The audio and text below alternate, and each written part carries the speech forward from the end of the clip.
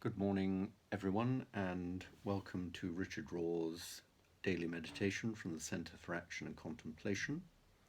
The date is Tuesday, the 2nd of June 2020. The theme for the week is called Alternative Community, and the contribution for today is entitled A New Power. And this is what Richard Raw says. In an ideal sense, a community is a safe place. By protecting and nurturing the dignity of its members, the community is sustained even when challenged by external forces. Virgilio Elizondo, who lived between 1935 and 2016, a Catholic priest and community organizer from San Antonio, Texas, compared communities formed among the marginalized in Latin America today with the earliest Christian communities. Working together in faith, they bring new life, hope, and dignity to their individual and corporate selves. Perhaps the current civil unrest we are experiencing across the nation is a cry for the same. And this is what Virgilio says.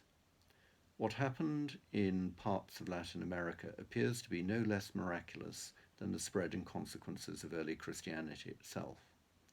When the poor, the oppressed, and the marginalized become aware of who they are in the Lord and begin their struggle for humanization, then the true liberation of humanity has begun. No matter how slow and difficult it might be, liberation will succeed because no human power can keep Jesus in the tomb.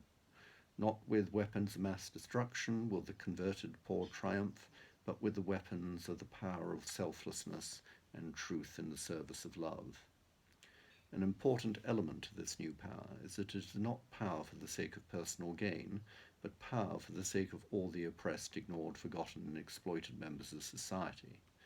The powerless are recouping power, the power of the gospel which works for the betterment and liberation of all, especially those in greatest need. In all this, prophecy is not just being spoken about, it is being lived out in ongoing confrontations by the previously powerless society who now dare to go to the Jerusalems of today's society, City Hall, transnational corporations, boards of education, ecclesiastical offices.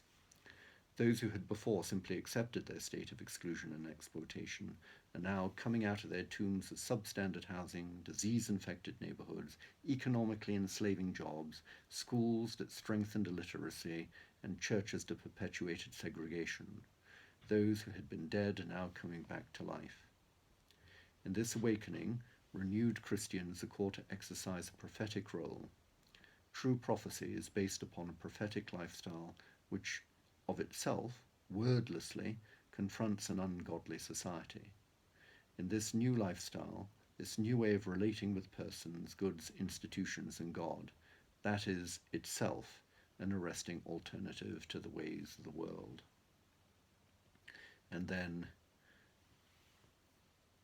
Richard Raw concludes, deep bonds often form during times of crisis, loss, and uncertainty.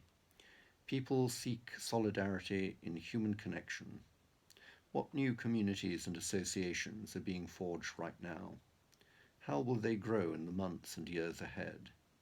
What lifestyle changes and prophetic actions are being called forth by the new realities created by COVID-19?